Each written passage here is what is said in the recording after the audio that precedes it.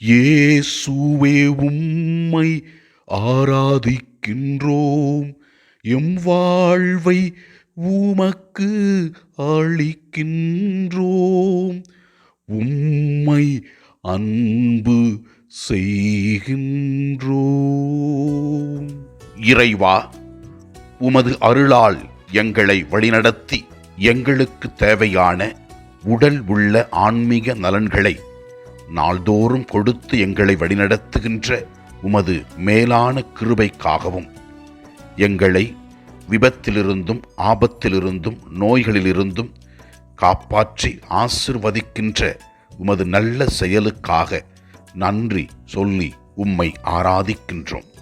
முதல் வாசகம், எவ்வாறு எலியா வல்லமையானவராக இறைவனுக்கு உகந்தவராக வாழ்ந்தார் என்றும், இறைவன் அவரை எவ்வாறு ஆசிர்வதித்து வல்லமையான செயல்களை செய்ய உதவினார் என்பதை பற்றி தெல்லம் தெளிவாக விளக்குகிறது. இவ்வாறு நாம் முதல் வாசகத்திலே வாசிக்கின்றோம். உம்மை கண்டவர்களும் உமது அன்பில் துயில் கொண்டவர்களும் பேறு பெற்றோர், நாமும் வாழ்வது உறுதி என்று. இறைவனின் அன்பில் நாம் நிலைத்திருக்க வேண்டும். அவரில் நாம் வாழும் பொழுது, அவருக்காக நாம் வாழும் பொழுது இறைவன் நம்மை நிறைவாக ஆசிர்வதிக்கின்றார். நற்செய்தி வாசகத்திலே ஆண்டவர் இயேசு கிறிஸ்து எவ்வாறு மக்கள் இறைவனின் செயலை புரிந்து கொள்ள முடியாமல் ஏற்றுக்கொள்ளாமல் இருந்தார்கள் என்பதை பற்றி கூறுகின்றது. இவ்வாறு நாம் வாசிக்கின்றோம்.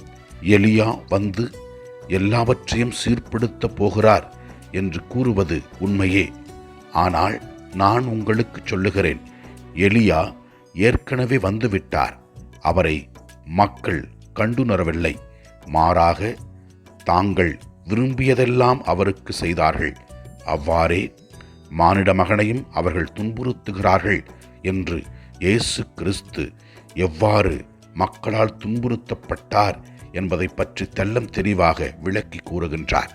அன்பான இயேசு ஆண்டவரே, உமது அருள் பிரசன்னத்தில் இருக்கிற நாங்கள் ஜெபிக்கிறோம். நீர் கொடுத்திருக்கின்ற அறிவை நாங்கள் பயன்படுத்தி உம்மை அறிந்து கொள்ளவும், உமக்காக வாழவும், நல்லதை சிந்தித்து நல்லதை பேசவும், நல்லதை செய்யவும் எங்களுக்கு அருள் தாரும்.